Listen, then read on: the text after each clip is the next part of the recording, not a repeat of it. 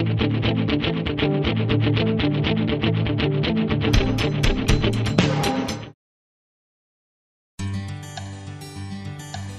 you were to give directions to someone going up north, you'd probably say Rawang is the first town outside the city.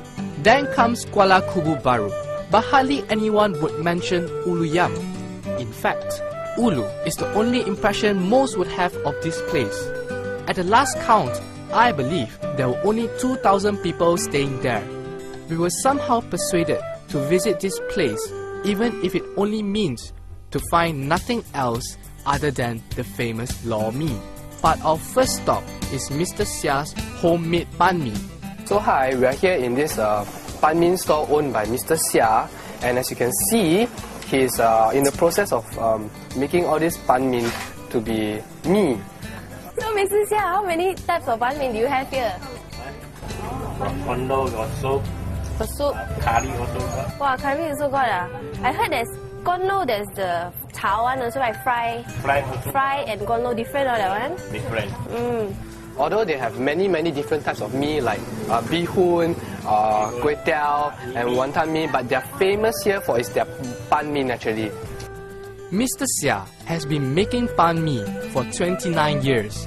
He claims that his mee is special because he does not use alkaline water. After running the dough through the cutter, he takes the handful of mee to ready heated wok and fries it with prawns, pork slices and sawi. You can have it fried, soup or Lor Mee style.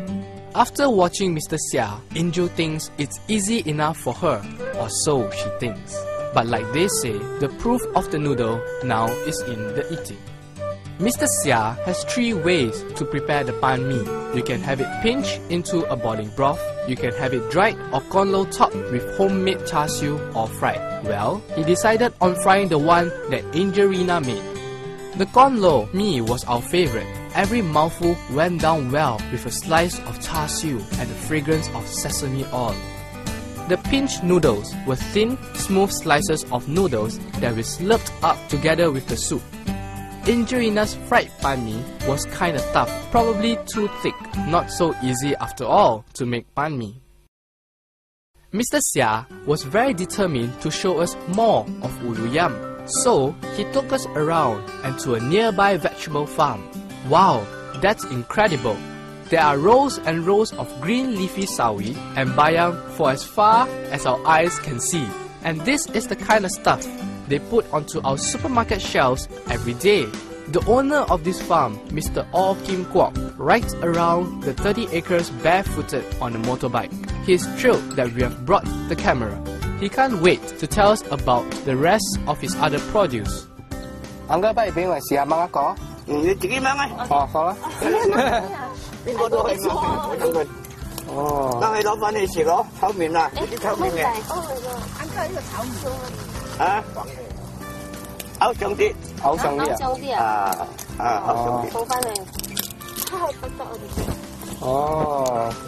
What a refreshing sight to see these familiar greens like sayur raja and pucuk manis on the vines. About 3 tons of these vegetables are sent to Selayang wholesale market daily. There, his son will manage the wholesale business. Mr. O is 72 and has been planting vegetables for the past 40 years, and he is very proud of his achievement. He was not about to let us leave the farm without a boot full of the freshly harvested greens. We have to hurry back to town as we have a date with Lim Piu Sui. He owns one of the more established Lor Mee stall in Ulu Yam. As we arrived, he led us straight into his kitchen to show us how quickly he can stir up a steamy bowl of Lor Mee.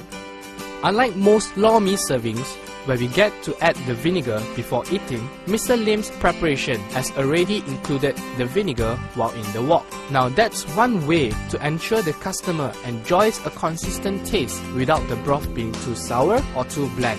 Mr. Lim's stall is also popular for its crispy fuchuk and succulent fish cake.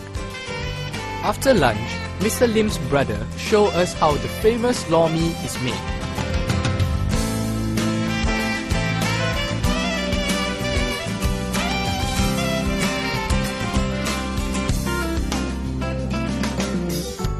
We left Ulu Yam with a car full of fresh veggies, bags of uncooked Lor Mee, and a belly full of pan mee.